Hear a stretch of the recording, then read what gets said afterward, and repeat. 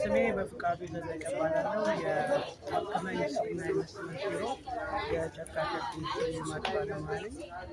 እንግዲህ የባህር ዳር ዩኒቨርሲቲ ለ13ኛ ጊዜ የሚያዘጋጀው የኢንተርናሽናል ኮንፈረንስ ምክንያት በማድረግ የኢትዮጵያ ቴክስታይል ኢንስቲትዩት እና የአብክመ ኢንዱስትሪና ኢንቨስትመንት ቢሮ በጋራ ያዘጋጁት የኤግዚቢሽንና ባዛር ፕሮግራም ነው። በዚህ ፕሮግራም ላይ ከ14 በላይ የአምራች ኢንተርፕራይዞች ምርታቸውንና አገልግሎታቸውን ይዘው ቀርበዋል። በዚህ ኢንተርፕራይዝ ላይ በዚህ ባዛር ላይ እንግዲህ በዋናነት አምራች ኢንዱስትሪዎቹ ምርታቸውን እንዲያስተዋውቁ ለአካባቢው ማህበረሰብና ለዩኒቨርሲቲ ማህበረሰብ እንዲሁም ደግሞ ምርታቸውን እንዲሸጡ ተመሳሳይ ለአካባቢው ማህበረሰብና ለዩኒቨርሲቲ ማህበረሰብ እንዲሁም ባህር ዳር ዩኒቨርሲቲ በሚያደርጋቸው የምርምር እና የማህበረሰብ አገልግሎት ስራዎች አሉ።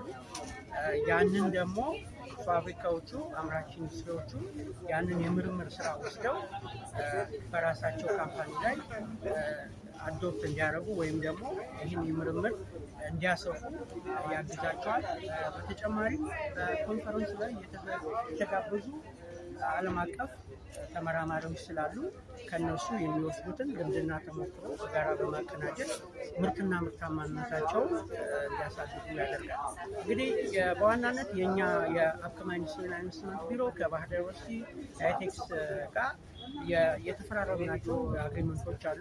የዛ አግሪመንት ወይም የዛ ስምምነት አንዱ ውጤት ይሄ ባዛርና ኤግዚቢሽን ነው። በጋራ በኮሚቴ ነው ስናዘጋጀ የነበረው። ኦልሞስት ከአንድ ወር በላይ ዝግጅት የተደረገበት ባዛርና ኤግዚቢሽን ነው። ከዚህ ኤግዚቢሽን ላይ እንግዲህ ከባህር ዳር ውጭም የመጡ ኢንተርፕራይዞች አሉ። ከደብረ ብርሃን የመጡ አሉ፣ ከቡልጋ የመጡ አሉ፣ ከጎንደር ከተማ የመጡ አሉ። ቀጣይ ይህንን ፕሮግራም ወይ ባዛር ኤግዚቢሽን ሰፋ ባለመልኩ ከኢትዮጵያ ታምርት ንቅናቄ ጋር አብረን ለማዘጋጀት እያሰብን ነው ማለት ነው። አመሰግናለሁ።